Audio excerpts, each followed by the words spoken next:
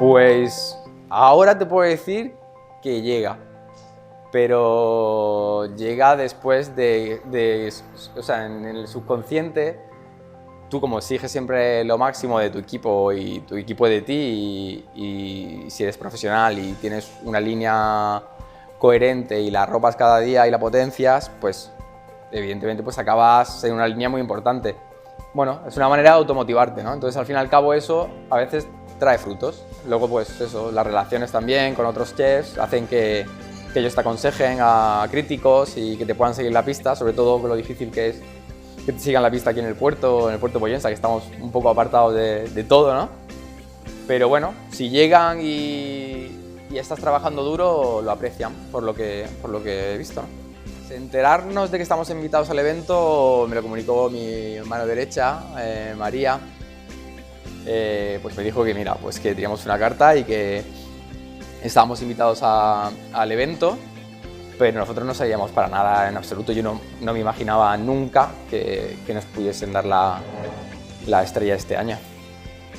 Pues es cocina libre, como siempre decimos, es una cocina libre porque no queremos encasillarla en cuanto a...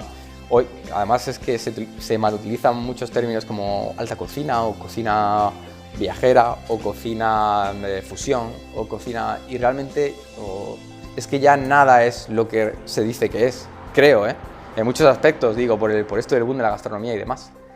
Entonces, bueno, somos un poco víctimas de nuestro propio...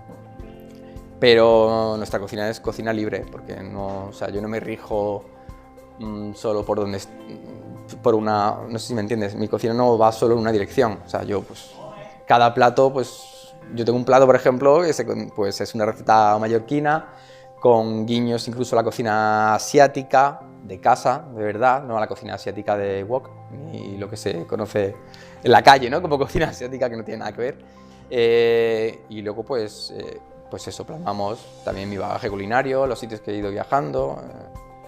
Tenemos por la noche, como te digo, la carta, tenemos luego un menú que vamos cambiando casi cada día, de 5 servicios por un precio irrisorio, y también tenemos el gran viaje, que es, digamos, pues por lo que nosotros venimos aquí cada día, ¿no? El gran viaje son 16, 15 servicios de gastronómico, casi siempre maridados por Mario. Y entonces, bueno, pues eso, es un viaje, nosotros lo llamamos el gran viaje porque es un pequeño viaje en el cual pues vas descubriendo un poco nuestro mensaje, ¿no? No creo que haya un plato en concreto, porque te podría sinceramente resaltar todos ellos, porque creo en cada uno de los platos que componen el gran viaje. Pero creo que un plato que nos identifica mucho con el menos es más o el resumen de todo es el helado de sardina. Es un helado de sardina ahumada que hacemos y lo servimos como un nigiri, y el contraste es muy divertido.